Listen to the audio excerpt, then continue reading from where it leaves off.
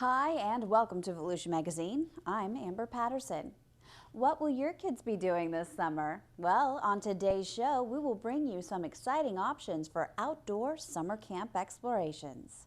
And we'll bring you some information about how Daytona Beach is preparing for the 2017 Shriners Convention.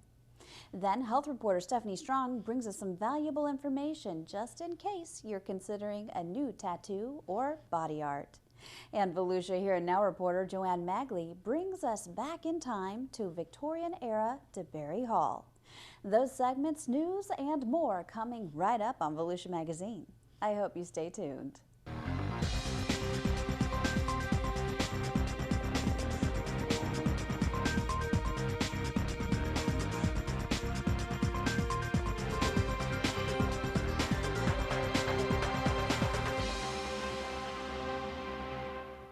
The 2017 Shriners International Convention at the Ocean Center is still 3 years away, but preparations are underway for what will be the largest convention ever held in Volusia County.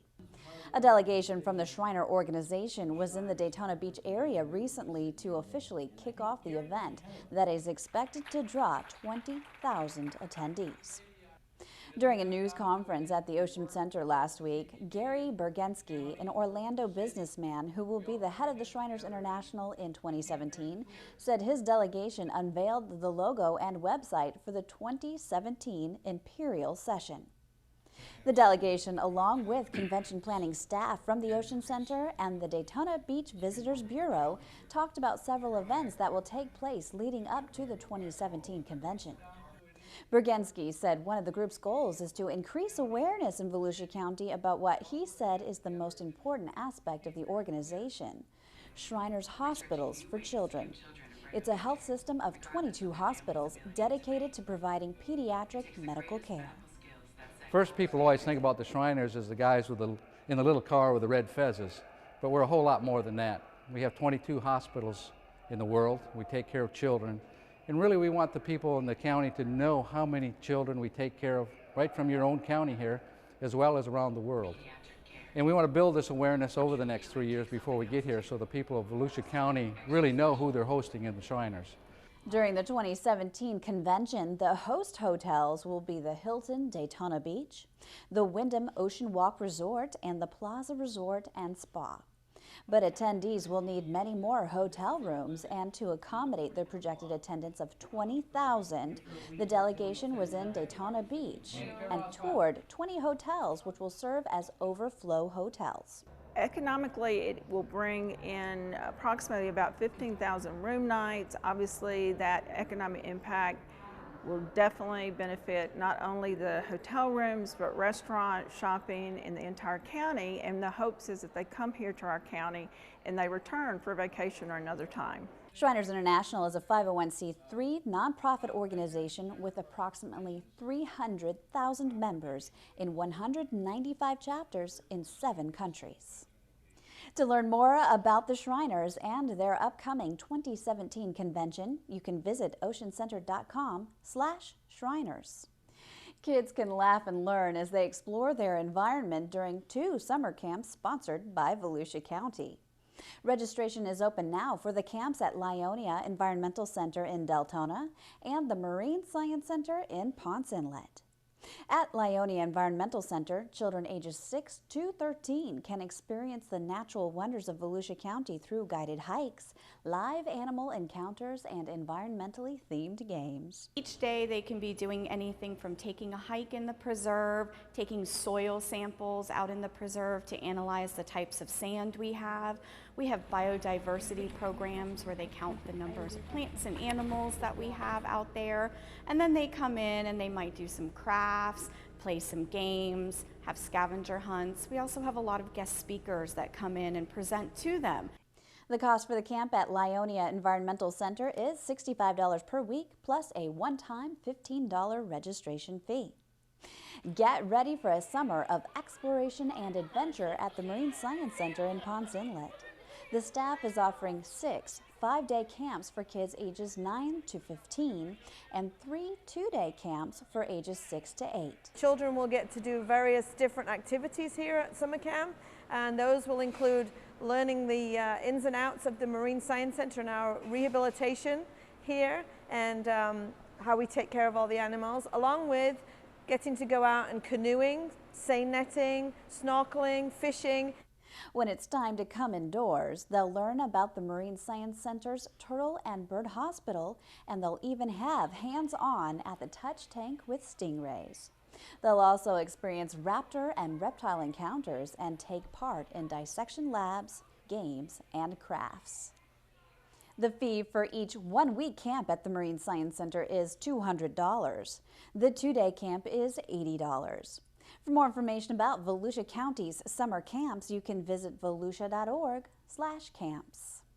Great deals will blossom at the 16th Annual Master Gardener Plant Fair from 8:30 a.m. to noon, Saturday, April 5th. The event will be at the Volusia County Agricultural Center next to the Volusia County Fairgrounds in DeLand. The Volusia County Master Gardeners are going to be here to not only offer plants for sale, but also to answer questions about your own personal landscapes and problems you might or might not be having with your plants. We're also going to have a number of vendors here selling their wares. So it's going to be a pretty busy day since it's only from 8:30 till noon. Hundreds of people show up and we have hundreds of plants for sale. Master gardeners have been sowing and growing all year to assemble plants ideal for growing in Central Florida. Butterfly and hummingbird plants, herbs, native plants, perennials, trees, and houseplants will be available. Well, you're going to see native and some Florida-friendly non-native plants as well. In terms of Florida-friendly landscaping, we really don't have any prohibitions on the types of plants you use as long as they're not invasive. It's all about putting the right plant in the right place. So there will be an assortment of native plants and Florida-friendly non-native plants available as well. For a sneak peek of the plants, you can attend the Plant Fair preview from 9 a.m. to 11:30 a.m. Friday, April 4th in the Agricultural Center Auditorium. There's an optional $5 donation for this program. Plants will not be sold during the preview. Master gardeners will give presentations on right plant, right place. Proceeds will support the county's Master Gardener program. Master gardeners receive horticultural training from the University of Florida, Volusia County Extension, and volunteer their time to answer questions and teach residents about gardening and landscaping. To learn more about the Master Gardener program, you can visit volusia.org/extension.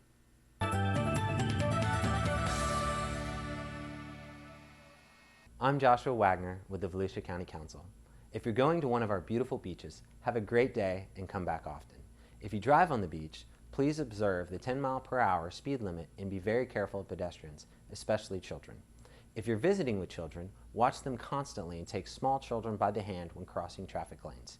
You might want to use one of our traffic-free zones. For more beach information, please visit volusia.org. Tucked away in the small western Volusia County town of DeBary is what used to be the 1871 vacation hunting lodge of millionaire Frederick DeBary. DeBary Hall Historic Site is owned by the state and managed by Volusia County. In addition to hosting this program, I'm also the manager of DeBary Hall, where I recently sat down with Here and Now reporter Joanne Magley to talk about this historic landmark.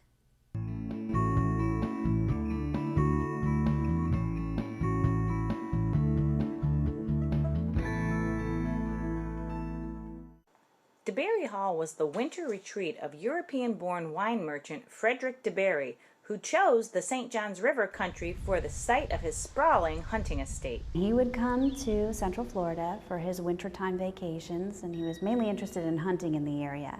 So over time, he amassed some 6,000 acres just as his personal hunting grounds. I call them his playground. And he would bring business associates, family members, and anybody who really wanted to come and spend time outdoors with him, and they would just enjoy Central Florida. Today, DeBary Hall is owned by the state of Florida, and the county of Volusia manages the property, keeping it open to the public as a historic site and educational location.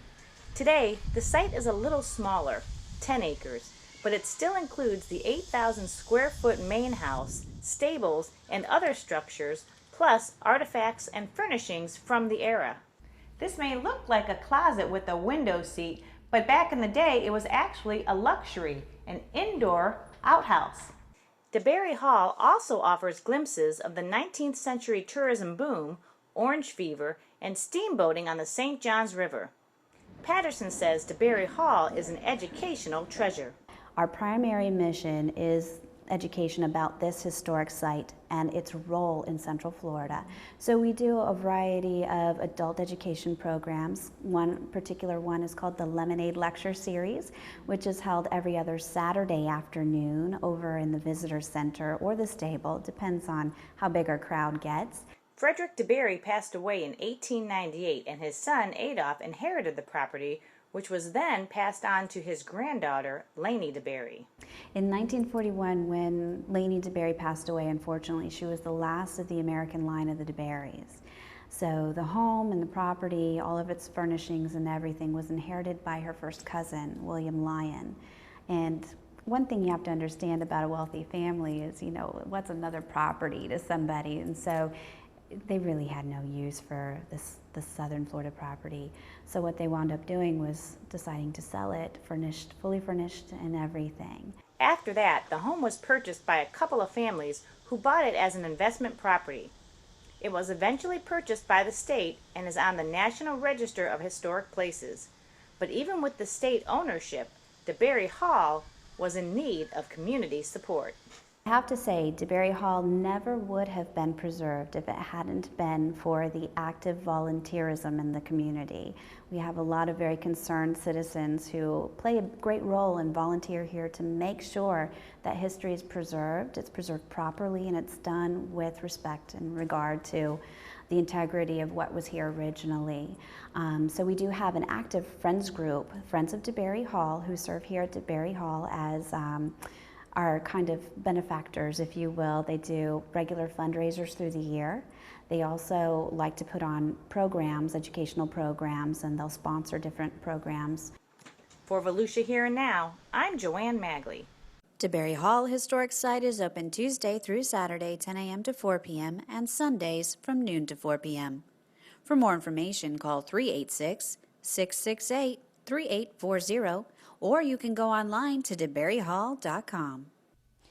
The Florida Department of Health in Volusia County encourages residents and visitors to only use licensed tattoo artists when getting tattoos and body art. Residents and visitors are also advised to avoid participating in local tattoo parties where unlicensed activity is common. Public Information Officer Stephanie Strong has more in this segment of Community Health Matters.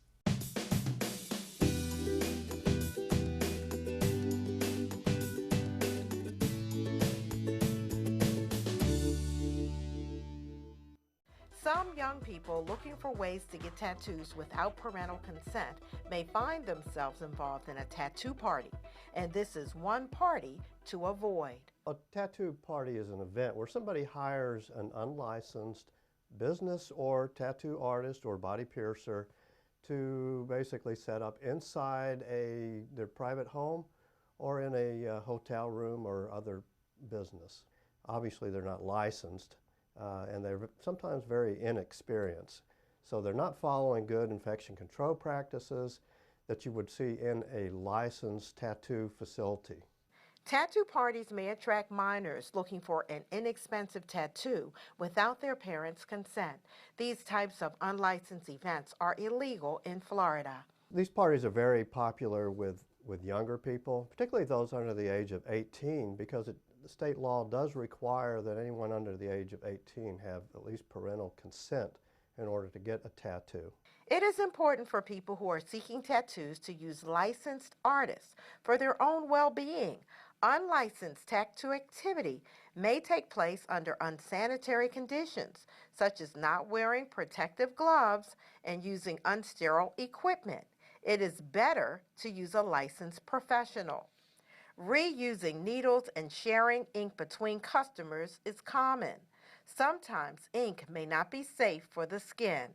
Unlicensed tattoo activity could result in the following complications: allergic reactions, Tattoo dyes, especially red, green, yellow, and blue dyes, can cause allergic skin reactions, such as an itchy rash at the tattoo site. This can occur even years after the tattoo is placed. Skin infections.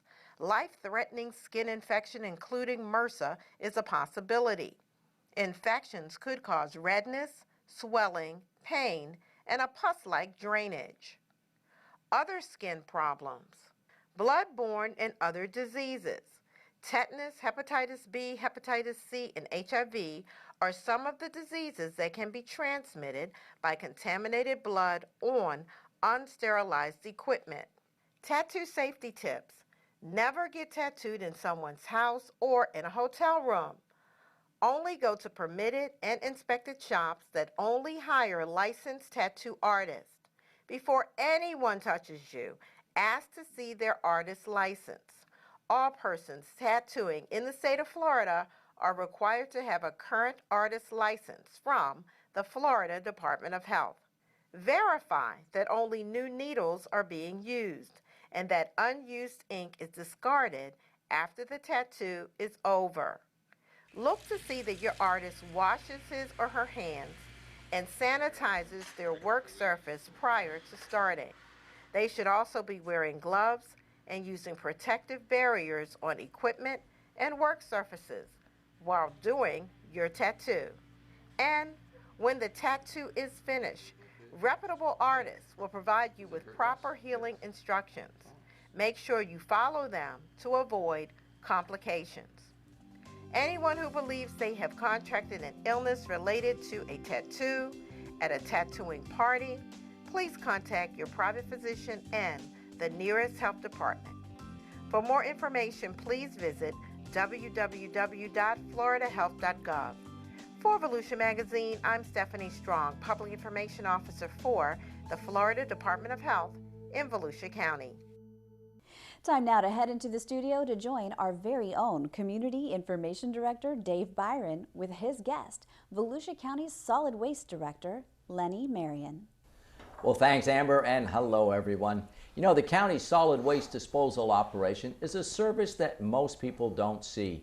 Homeowners, you know, they put their garbage cans and recycling bins out on the curb each week. A truck comes along, empties them, and that's it. But all that refuse and all that recycling material ends up at the county's landfill, which is a $36.2 million a year business that operates without property taxes. We haven't talked about the county's solid waste operation in quite a while, so we'll catch up today with our studio guest, the county's solid waste director, Lenny Marion. Lenny, how you doing today? I'm good, sir. How are you doing, Dave? Hey, I'm doing fine. Thanks for being with us. You know, this is one of these services that county government provides, like I say, $36 million in the overall county budget. It's one of those services that people see the trucks, that the curb, but they don't see the backbone that's really behind all of this. Hey, for those folks that really don't know about the county solid waste operation, give us kind of a general description of what you do out there. Sure. We're an integrated system. We offer landfill services and transfer station services, providing disposal and collection.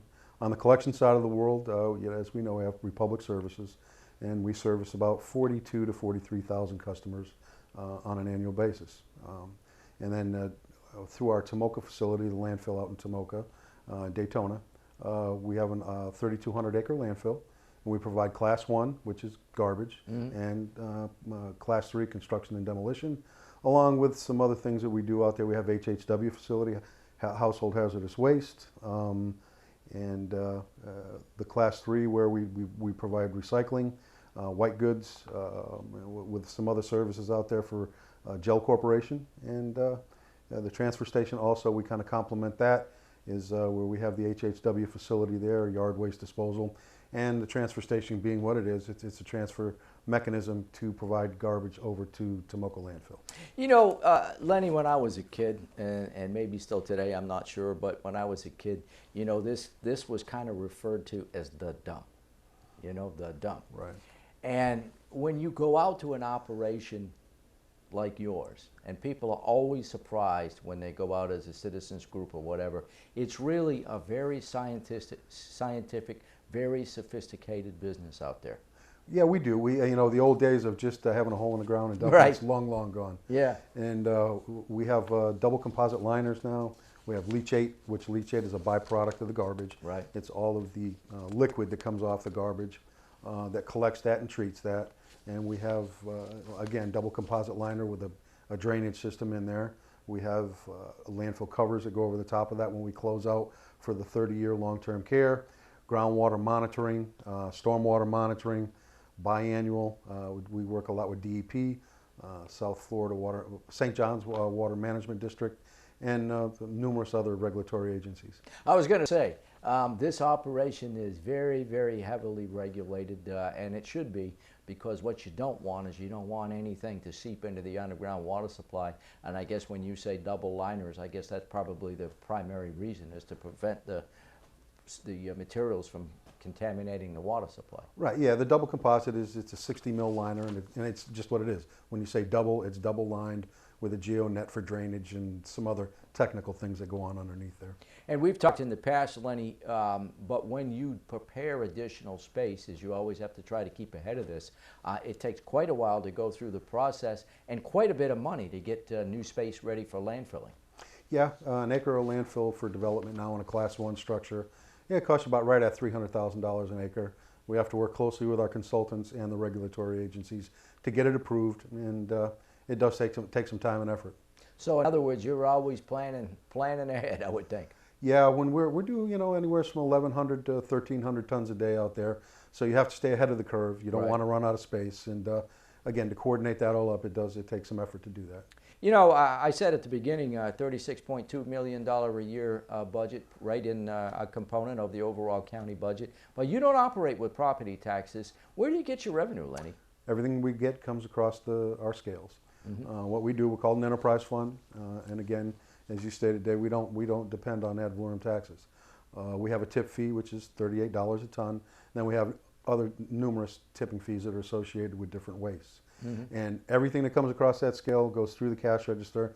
That's how we operate our landfill. We operate like the private sector does. And we provide our O&M, our personnel, long-term capital outlay off of that. So we have to figure our budget very closely, stay within our budget, and make sure that we're frugal at best. Well, you have a lot of heavy equipment out there, though. You have some big pieces of equipment that you need to keep that operation up and running. We do. We have a matrix of some 836 landfill compactors, D7 dozer, D6 dozers, forklifts, front-end loaders, off-road dump trucks. And just for an example, the landfill compactor in itself, 836 Caterpillar, is in excess of $1 million to purchase. Unbelievable. Yeah. So, Lenny, all those trucks that run around Volusia County, the county, as you say, has a contract with Republic, I believe it is. Yes, it is. And the cities themselves, I think they have individual contracts with haulers as well, and they all pay to deposit their material at the county landfill. Correct. And out of the 16 cities, all 16 cities go ahead and have their own vendors, as you say, through their independent contracts. And they deliver all of their waste either to the transfer station or over to the Tomoka landfill.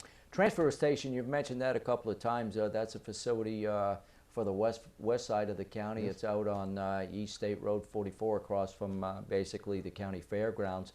You know, it's my understanding that the trucks that come in to that facility deposit their materials, and then you truck it from there to the main landfill in Daytona Beach, correct? Correct, yeah. What we do is we have 110 cubic yard trailers.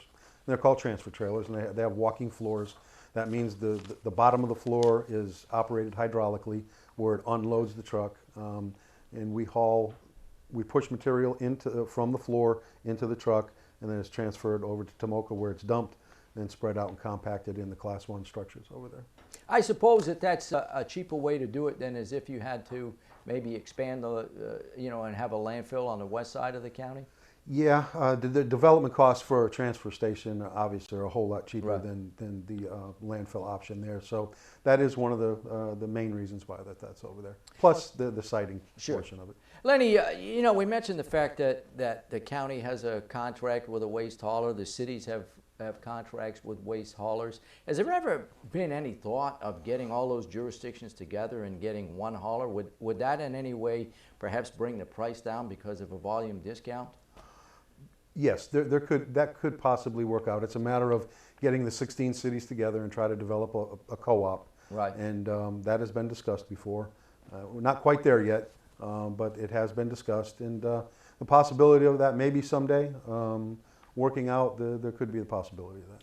Lenny, you know, years and years ago when county government was in its infancy, back when the charter was passed in 1970, the new form of county government goes into effect in 1971. Real early on in the early days of charter government, the forefathers there, or the elected officials at the time, decided to purchase several thousand acres on Tomoka Farms Road for landfilling. You know, we've mentioned this in the past, but that may have been one of the most foremost thinking decisions at the time, because here we are in 2014 and we have landfill capacity, as I understand it. Absolutely. We're going to be good until about 2045, 2048, somewhere in there, depending on settlement and things and other things. But as a county manager has said many times, that Tomoka is an asset to the county and its citizens. Right. We've got disposal for a very long time. If you don't have a disposal arena, you depend on the private sector, and that's when the price starts to go up, and that's when you lose control. And us as an enterprise fund and working for the citizens and keeping our prices very affordable, it's a definite asset to the community. Last time we talked, you were making electricity out there. You had a company you had a contract with a company that was taking that byproduct and turning it into electricity. You still in the electric making business out there, Lenny? Sure are. We work with Fortistar, and they're the operator of the methane to energy facility. We do about 80,000 megawatt hours a year, service up about 3,800 households. And now, again, with the recycling program, for every megawatt we do, we get a ton credit on our recycling side of the world. So it works out very well for us. Make a little money and get some recycling credit too. And do the right thing. I mean, you have all this landfill material out there, as I guess as it just sits there. It does create a byproduct, which is what you're using. It's a gas byproduct, is it? Yes, it is. When the garbage decomposes, it makes what they call methane gas. And the gas collection system is nothing but a big vacuum cleaner. That's all it is. Pulls it out, runs it through. They compress it, they clean it up, take the moisture out of it, and then they go ahead and run it through the engines and make electricity. Well, Lenny, I want to thank you for sharing the information with us. Obviously a very important part of county government, and one we don't talk about that much. So thanks for being with us. It's a pleasure, always. Our guest today, Lenny Marion. He's the director of the county solid waste operation. And with that, Amber, we'll go back to you. Thanks, Dave, and thank you too for watching Volusia Magazine. If you have any questions about the show, you can feel free to give us a call at any of the numbers you see listed here, or you can log on to volusia.org and click on the News tab at the top of the screen to find us. Incidentally, you can find the County Council's meeting calendar there too. In fact, you can use volusia.org to find out about meeting dates, workshops, topics of interest, activities, and how you can become involved. And we hope you won't forget to listen to Volusia Today. It's Volusia County Government's weekly public radio program. Volusia Today airs every Tuesday and Sunday mornings on the local radio stations you see on your screen. For Volusia Magazine, I'm Amber Patterson. Have a wonderful evening.